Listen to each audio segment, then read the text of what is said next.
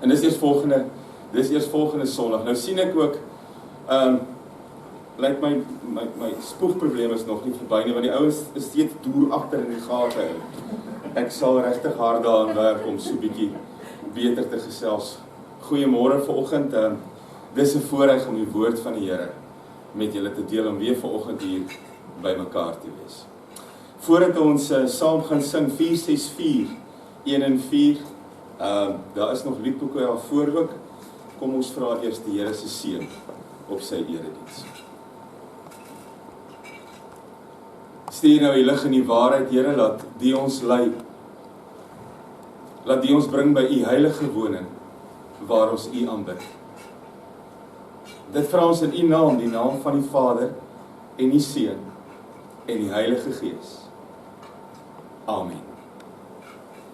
Gerus die plekke inneem. Het is lekker om die Here te loof en te prys met 'n stem wat jy gekry het by hom, en het is 'n voorreg om dit so te gebruik. Ek wil vanoggend 'n gedeelte saam lees uit 1 Korintiërs 15. Nou, Korintiërs wemel van die goeie nuus. En dit is baie maklik om hierdie stukkie inligting te mis as jy al die ander gedeeltes daaruit lees.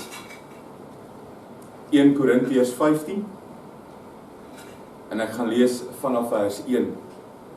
Ek herinner julle broers aan die evangelie wat ek aan julle verkondig het, wat julle ontvang het en waarin julle ook gevestig staan. Deur die evangelie word julle ook gered as julle vashou aan die boodskap soos wat ek het aan julle verkondig het. As julle aan iets anders vashou, het julle te vergeefs tot geloof gekom. Die belangrikste wat ek aan julle oorgelewer het en wat ek ook ontvang het, is dit: Christus het vir ons sondes gesterwe. Volgens die skrifte, hy is begrawe en op die 3de dag opgewek, volgens die skrifte. Hy het aan Sefas verskyn, en daarna aan die 12, en daarna aan meer as 500 broers tegelyk, van wie sommige al dood is, maar die meeste nou nog lewe. Daarna het hy Jakobus verskyn en toe aan al die apostels, en heel laaste het hy ook aan my, die ontydig geborene, verskyn. Ek is immers die geringste van die apostels, en is nie werd om 'n apostel genoem te word nie, omdat ek die kerk van God vervolg het. Maar deur die genade van God is ek wat ek is. Ek lees vanoggend net tot hier. Wanneer ek vanaand saam met jou stil word, ook vanoggend, weet ek wat die Here van ons vra. En dit is eintlik wonderlik hoe maklik hy dit gemaak het, deur alles wat hy van ons vra op te som in 2 dinge. Liefde vir God, liefde vir mekaar, liefde vir my naaste. En baie keer is dit moeilik om dit uit te leef, maar ons leef in die genade, en in die genade alleen. Jy moet rustig wees, Jana. Ons almal is gewoon daar. Kom ons sing, as ons daarvan hoor, 417. Ons nou gaan sit en saam tot die Here bid. Jy kan so lank sit. Wanneer ons klaar gebid het, gaan ons ons gebed afsluit met die woorde van 278. Ons gaan dit 2 keer sing. Hoor ons bid, o Heer. Maar voordat ons dit doen, terwyl ons so sit, kom ons sluit ons oë.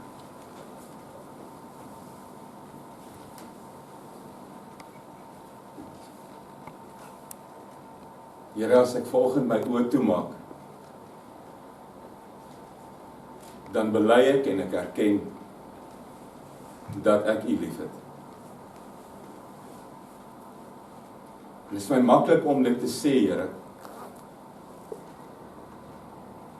want my liefde vir U is maar net 'n reaksie. U het my eerste lief gehad. U het my so lief gehad, Here, dat U vir my iets gedoen het, wat niemand anders ooit kan doen of sal doen nie. U het vir my U lewe gegee. En ek leef vanoggend in daardie werklikheid. Ek jubel daaroor, Here.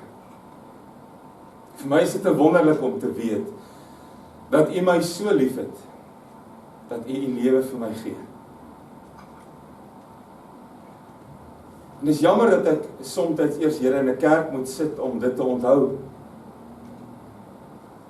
Want ek vergeet dit maklik hier buite, Here. Ek vergeet dit maklik deur die week, ek vergeet dit maklik as ek deur 'n moeilike tyd gaan, ek vergeet dit maklik as die toekoms onseker is, ek vergeet dit maklik, Here, as ek 'n groot besluit moet neem. En daarom is dit vir my vanmôre lekker om dit weer te hoor. U het my so lief gehad, dat U U lewe gegee het. Dankie, Here, vir die voorreg om vanoggend hier by mekaar te wees. Dankie, Here, vir die voorreg wat ons het om vir mekaar te bid.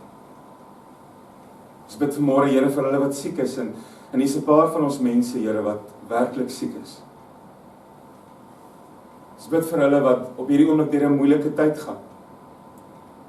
Ons bid vir mense, Here, wat gister, 'n paar jaar gelede, 'n seun moes afgee in die dood. Ons wil vir U dankie sê, Here, dat van ons geliefdes veilig hier aangekom het in die land, gisternag, vanoggend vroeg. Ons wil vir U dankie sê vir die reën. Ons wil vir U dankie sê, Here, dat U ons seën met kinders wat ons kan vashou en kan grootmaak. Ons wil vir U dankie sê vir die voorreg om ouers te kan hê. Here, U ken my hart. U ken my diep, diep binne-in. U weet wie ek is. U weet hoe my kop werk, Here. Dankie vir die geleentheid om saam te aanbid in U naam en tot U eer. Amen.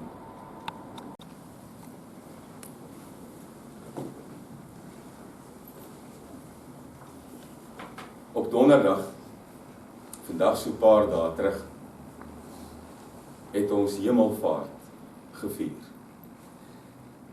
En omdat Hemelvaart op 'n Donderdag is, 40 dae na Paasfees en 10 dae voor Pinkster, is dit baie maklik om dit te mis. Dit is maklik om verby Hemelvaart te gaan sonder om te besef, dis Hemelvaart. Op Hemelvaart het ek weer 'n paar dinge bely. Ek bely die Here sit aan die regterhand van God. Ek bely hy tree vir my in, hy is my voorspraak. Maar terwyl hy daar is hy deur sy Gees ook hier. En ek kan hom volg, en ek kan by hom leer. En ek kan vir hom vra, en ek kan sy troos ervaar. Op Hemelvaart bely ek een ding. Die Here is nie êrens nie. Hy is oral. Maar vanoggend bevind ons osself op hierdie vreemde Sondag. Dis die Sondag na Hemelvaart, maar dis die Sondag ook voor Pinkster. Volgende Sondag is Pinkster, die uitstorting van die Heilige Gees. 'n Groot rede om fees te vier. Want die Heilige Gees het in mense kom woon en hulle in staat gestel om te wees wat die Here wou hê hulle moet wees. So dis die voorreg wat ons het. Volgende Sondag. Maar voordat ek saam met jou kan bly raak, omdat ons toegerus is met die Gees van God, wil ek eers weer hê ons moet besef wat ons het. Voordat ek saam met jou kan bly raak oor dit wat ons ontvang het, moet ek eers weer besef wat ek gekry het. En daarom raak ons vanoggend stil.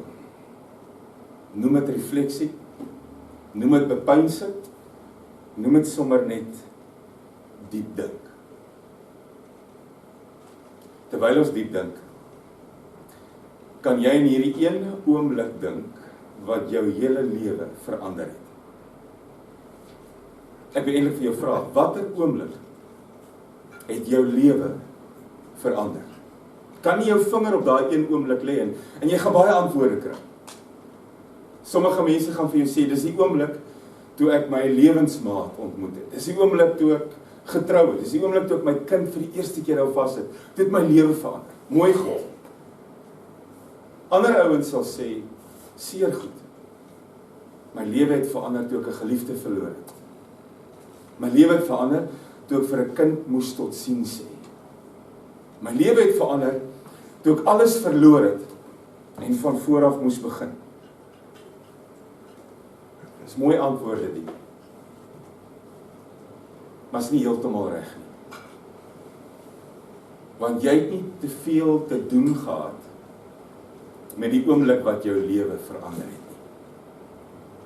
Hoor mooi wat ek sê. Jy het nie veel te doen gehad met die oomblik wat jou lewe verander het. En trouwens, ek en jy het niks te doen gehad met die oomblik wat ons lewens verander het nie. Dit was nie jou keuse nie. Dit was sy keuse vir jou. En dis waarvan Paulus ook vanmôre gepraat het toe hy hierdie stukkie brief begin het. Hy sê, die belangrikste oomblik in jou lewe, die belangrikste boodskap, wat is dit? Christus het gesterf. Hy het die dood oorwin. Hy het opgestaan. Hy het aan Sefas verskyn, Petrus se ander naam. Hy het aan die disippels verskyn. Uiteindelik sou hy aan die apostels en Jakobus verskyn, maar tussenin het hy aan 500 manne verskyn, waarvan sommige nog lewe. Nou wil ek vir jou sê, in daai tyd was die vrouens nie getel nie. So 500 ouens, die vrouens uitgelos, want 'n vrou se identiteit het in haar man gelê. Hulle het vrouens nie getel nie, vrouens het nie gestem nie, vrouens kon nie getuienis lewer nie, daarom praat hy net van die manne hier. 500 manne alleen. En dan skryf hy ietsie wat ek en jy baie keer mislees. As jy wil weet of die Here regtig opgestaan het, skryf hy. Party van hierdie ouens aan wie hy verskyn het, lewe nog. Gaan vra vir hulle. Nou jy kom nie en jy skryf 'n brief en sê, gaan vra vir ooggetuies. As jy nie seker is, hulle praat die waarheid. Want dis my probleem vandag nog, en dis jou probleem. Ons lewe in 'n wêreld wat leef asof dit nie so is. Ek en jy lewe in 'n land waar baie mense vir jou gaan sê, as jy in hierdie waarheid vasklou, jy klou vas in 'n sprokie. Die hemel is 'n plek wat nie bestaan nie. Soms as mense hoor wat ek doen, dan kry hulle so snaakse uitdrukking in die oë asof hulle wil sê, ek hoop nie jy word betaal om 'n sprokie te verkondig. En nou skryf Paulus, hy sê, dit is moeilik om te verduidelik, die grootste oomblik wat jou lewe verander het. Maar as jy wil weet wat dit is, gaan vra vir 'n spul ouens wat nog leef. Want hulle het hom gesien. Is dit vir jou soms moeilik om hierdie waarheid uit te leef? Dit kry my soms onder. Veral as mense die waarheid nie wil glo nie. Maar jy moes al iewers te langs die pad agter gekom het. Dis nie altyd maklik om die waarheid te glo nie, is dit? Meet maar die klein goedjies in jou lewe. Soms sê die waarheid, jy het ouer geword. Jou kragte het minder geword. Jy kan nie meer doen wat jy 10 jaar terug gedoen het nie. Hoe maklik is dit om daai waarheid te glo? Moeilik, né? Soms sê die waarheid vir jou, chocolates laat jou broek stywer sit. Hoe moeilik is dit om daai waarheid te glo? Jy sal sê die ding het gekrimp, of hulle maak nie meer die klere soos hulle dit gemaak het. Dis 'n moeilike waarheid. Soms twyfel 'n mens. Almal van ons twyfel. Hoe moeilik is dit soms om die waarheid te bely? Die waarheid is nie altyd iets wat maklik is om te glo nie. En mense leef baie keer eerder in 'n leuen. Veral as dit jou in staat stel om jou eie God te word, dan word dit baie maklik. Maar agter jou en agter my lê daar 'n oomblik wat ons lewens verander het. En weet jy, daai oomblik het 'n spilletjie angsbevange disippels in staat gestel by Golgotha. Om uiteindelik nadat hulle met hierdie opgestane Here te doen gehad het, die wêreld in te gaan, onverskrokke op 'n triomftog uit die uithoeke van die aarde. Sy opstanding het jou lewe verander. Dat het jou waarde as mens kom bevestig. Ek gesels verlede week met iemand wat omtrent so lank soos ek is in die land. Iemand wat my sê, verlede jaar was ek 10 keer meer werd as nou. Ek is hierdie jaar 10% werd van dit wat ek werd was in Suid-Afrika, want alles wat ek gehad het, moes ek met 10 deel om hier te kom. Die tipe gedagtes gaan jou nêrens bring nie. Jy gaan jouself pak gee vir 'n rede wat onnodig is. Wat sê die opstanding van die Here vir jou? Jy was vir God meer werd as die lewe van sy seun. Jy was vir God meer werd as die lewe van sy seun. En dan lees ons ook 1 Petrus 1 vers 18. Julle is nie losgekoop met verganklike goed, soos silwer en goud nie, maar deur die kosbare bloed van Jesus, die vlekkelose lam. En ek wil vanmôre hê, maak nie saak wat jou omstandighede is nie. Maak nie saak waardeur jy gaan nie, maak nie saak of dit goed gaan of sleg gaan nie. Ek wil vanmôre hê, jy moet vir 'n slag weer besef wat jy het. Want die hoop wat in jou lê, is in staat om jou deur enige iets te lei. En die hoop wat in jou lê al vir mense vir 2000 jaar. Deur swaar kry en armoede en seer en oorlog en pyn en weer begin. Vir 2000 jaar kom hierdie hoop en dit lei mense. Want op 'n dag het die grootste man wat ooit gelewe het gesê, ek is die opstanding en die lewe. Johannes 11. En hy het dit gesê op die dag wat sy goeie vriend dood is, en sy 2 susters, Martha en Maria, verskriklik huil. Toe gaan staan hy by hierdie dooie mens en sê, ek is die opstanding en die lewe. En dis iets wat jy vandag moet weet. Gaan jy vorentoe nog swaar kry? O ja. Gaan jy vorentoe nog deur moeilike tye gaan? Beslis. Gaan jy by 'n punt kom waar jy vir oulaas hier jou oë toemaak? O ja. Maak dit die Here onrustig? Nie eers 'n bietjie nie. Want hy was daar. Hy weet hoe die dood lyk. Hy weet wie sleg tweede gekom tussen hom en die dood. Hy weet wat van die dood oorgebly het toe hy met die dood klaar is.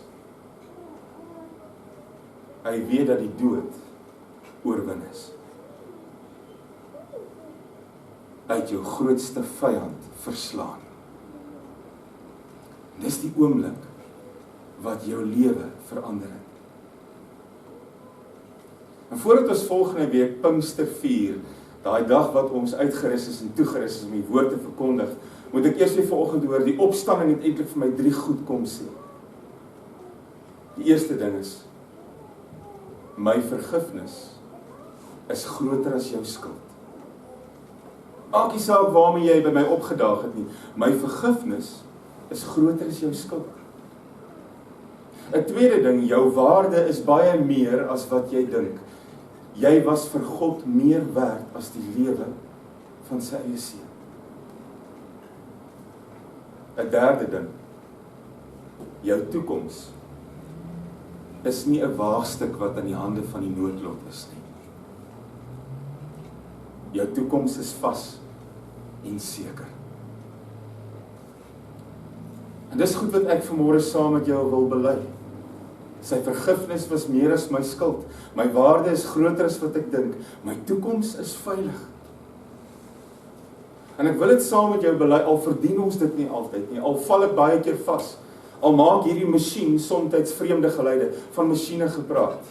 'n eeu terug, 'n maatskappy General Electric, 'n wonderlike ingenieur, Charles Steinmetz. En Charles Steinmetz was daar toe hierdie maatskappy begin het. Hy het gehelp om die eerste masjiene aan mekaar te sit. Hy het elke masjien en elke part van daai masjien geken. En baie keer wanneer een persoon omtrent 'n hele maatskappy hardloop en daardie persoon tree af, dan is dit moeilik vir 'n hele paar maande.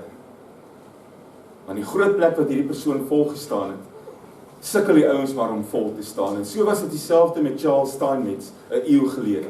En die dag toe hy aftree, sê hy vir hulle, as julle masjiene snaakse geluide maak, moet my nie inroep nie, dit gaan julle duur kos. Vir 'n tyd lank het hulle gesukkel, maar op 'n dag het die masjiene gaan staan. En na 'n week het hulle besef, ons het geen ander opsie nie, en hulle het hom gebel en ingekom, en letterlik 5 minute besig gewees met die masjien, en teruggestaan en vorentoe gekom en met 'n bordkruis 'n kruis gemaak daar waar die fout lê. 5 dae later het die maatskappy 'n rekening ontvang van $10,000. Dis 'n eeu terug. Uit die veld geslaan, het hulle hom gevra, maar sit vir ons asseblief die rekening uiteen, want ons wil verstaan. Toe stuur hy tweede rekening terug. Maak kruis met bordkruit, $1. Weet waar om kruis met bordkruit te maak, $9,999. As hierdie masjien vanmôre snaakse geluide maak, wie laat jy kom? Wie roep jy in? As hierdie masjien wat alles ontvang het, baie keer aan flarde lê of ondankbaar is, wie moet kom regmaak? Met wie gesels ek oor die stikkende parte in hierdie masjien? Want ek en jy maak dikwels verkeerde besluite en ons leef met die gevolge daarvan. Ek en jy is dikwels die mense wat met 'n skuldgevoel in die oggend opstaan, want ek leef teen so verskriklike, geweldige spoed, dat ek alles afskeep wat eintlik kosbaar is. Ek en jy is baie keer die mense wat die oggend wakker word met 'n babbelas kop en agterkom, my verslawing dryf my in die grond in. Ek en jy is baie keer die mense wat probeer om die stikkende verhoudings reg te maak, maar die masjien maak net nie die regte geluide nie. Met wie deel ek dit? Met wie praat ek hieroor? Ek praat dit met die man wat nie rekeninge bring nie, maar wat hulle delg. Ek praat met die een wat een oomblik gehad het, wat my lewe verander het. Op 'n stadium skryf Paulus weer, hy skryf in die Romeine, hy sê, toe ons magteloos was, gebreekte masjiene, magteloos, het Christus op die bestemde tyd vir sondaars gesterf. En dan skryf hy, mense sal dalk ook vir 'n regverdige sterf. Maar ons hoop lê daarin dat die Here gesterf het vir ons toe ons goddeloos was. Die oomblik wat jou lewe verander het onverdiend gekom. Die oomblik wat lewens verander het, het ook vir mense gekom met wie jy nie met 'n tang aan gaan raak nie. En dit was die boodskap wat die disippels die wêreld in moes instuur. Dis die boodskap wat my vandag nog moet laat voel ek behoort.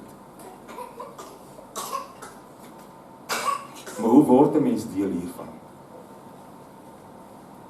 Hoe vier jy hierdie oomblik? Hoe raak jy deel van die triomftog?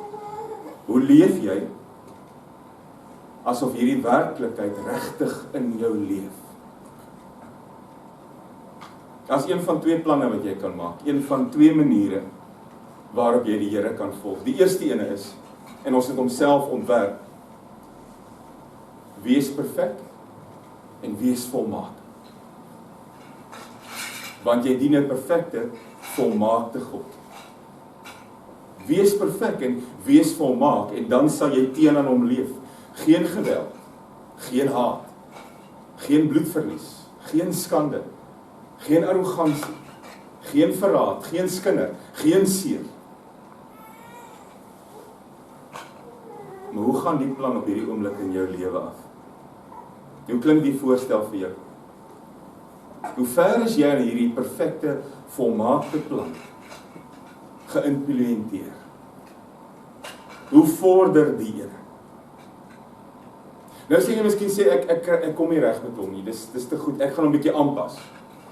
Ek kan nie perfek wees nie, ek kan nie volmaak wees nie, ek gaan nou my beste probeer. Gee net jou beste. Doen net genoeg. Bid genoeg. Lees genoeg Bybel. Verkeer genoeg saam met die Here. Gee genoeg tiendes. Kom genoeg kerk toe. En die Here sal my raak sien. Want as ek genoeg gee en genoeg doen, en daar is meer goed in my lewe as sleg, dan sal ek kan saamloop. Die probleem is, jy dien nie 'n doen goed genoeg God nie, jy dien 'n volmaakte God.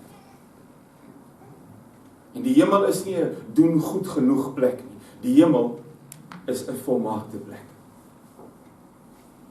Maar goed sê ek dan, as ek dit dan nie kan doen nie, dan doen ek die ander plan. Kom ek vergelyk myself met iemand anders. Iemand slegter. Iemand laer, soos wat ek in my eie woorde in my eie kop het stel, dan lyk ek beter. Want dis ook wat ons probeer doen. Kom ek vergelyk my lewe met iemand wat baie erger as ek leef, dan lyk ek goed vir die Here. Iemand wat minder boksies kan aftik op die 10 gebooie lys. Moordenaars, geweldenaars, sondaars, liegbekke, diewe, ouens wat die Sabbat ontheilig, ouens wat die Here se naam net gebruik as hulle vloek, ouens wat vol begeerte is, ouens wat minder boksies kan aftik as ek. En as jy hierdie skema volg, dan sien jy al in jou kop eendag met die groot regspraak, wanneer die Here hier kom, dat jy in die ry staan agter iemand soos Saddam Hussein of Idi Amin of Osama bin Laden, en wanneer die Here uiteindelik met hom klaar is en hy by jou kom, en dink hy, ag tog, iets beter. Maar dan kan jy agter iemand land soos Moeder Teresa en by die Here hoor, jammer, wat jy gedoen het is ook nie goed genoeg nie. Volgende. Daar is net een manier om die grootste oomblik wat my lewe verander het, aan te neem. En dis om God se plan te volg. God se plan. Hy noem dit genade. En dis nie net nog 'n plan nie. Dit is die enigste plan. Want ek en jy kan nie volmaakte lewens lei nie, ons kry dit nie reg nie. Maar hy kom. En hy het. En eendag het die een wat 'n volmaakte lewe gelei het, homself aan 'n kruis gaan hang. Sodat jy weet hoeveel jy vir God werd is. En wat jy in sy oë is. En daai oomblik het vir my lewe gebring, vergifnis, en vrede, en hoop. En maak nie saak wie wat sê nie. Die oomblik wat jou lewe verander het sê, sy vergifnis was meer as jou skuld. Jy is vir hom meer waarde in sy oë as wat jy dink. Jou toekoms is vas en seker. En dis met hierdie wete wat ek wil hê, jy vanoggend hier moet uitstap, op pad Pinkster toe. Agter jou is 'n leë kruis. Agter jou is 'n leë graf. Agter jou is 'n weggerolde steen. Agter jou staan 'n Here met spykergate in die hande, 'n gat in die sy en krapmerke op die voorkop. agter jou sit 'n voorspraak aan God se regterhand, wat jou ken en wat jou liefhet. As jy vanoggend hier uitstap, hou jou kop hoog, want jy het rede om dit te doen. Jy's meer werd as al die skatte in die wêreld, as die dollar, die yen, die pond en die rand. Jy's meer werd as sy lewe. Dis die oomblik wat jou lewe verander het. Amen.